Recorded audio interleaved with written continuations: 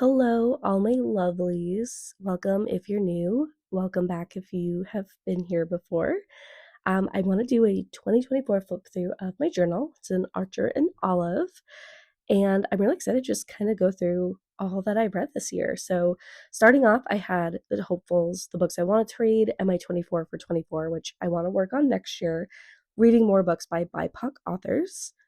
This is kind of my wrap up memories and how many books I read visually, how many audiobooks I listened to. This is my library where I kind of color code everything by genre so I can see quickly at a glance, oh my gosh, what I read. This is my book of the year, which was Love and Other Conspiracies, and there was a lot of really good contenders, and it was harder to pick this year because there were just so many good books.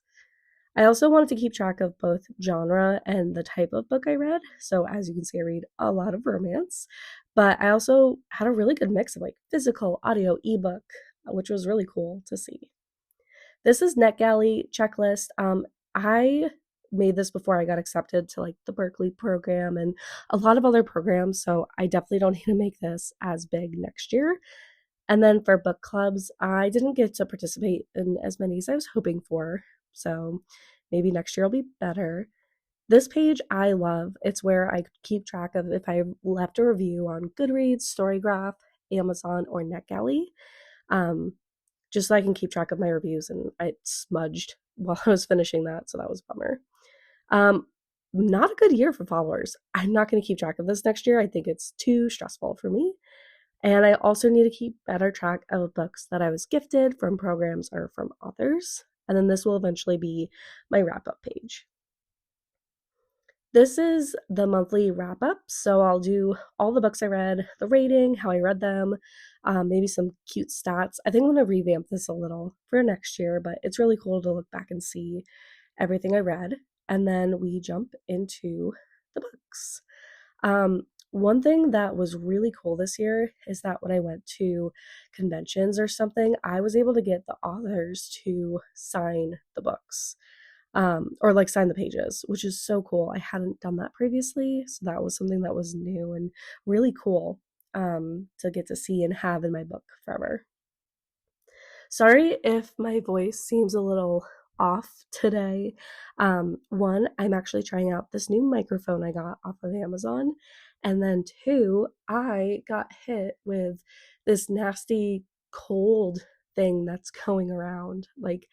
I went to a wedding and felt fine a few days later. And then, like, middle of the week, I all of a sudden my like joints were aching and my voice went like I felt like I had laryngitis, and then I lost my smell and my taste, but I was still testing negative for COVID. And now my husband has it. So it's definitely that weird cold that's going around. So that's been fun.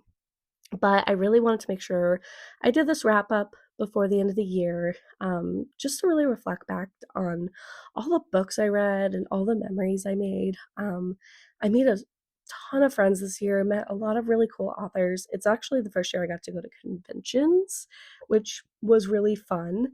Um, I did go to Readers Take Denver, which, if you followed that, you know it was kind of a disaster. So I won't be going to that next year. I also got to go to Ink and Indie, which was so fun. And then next year, I'm doing Book Harvest in October. And then I will be at Love Y'all in February.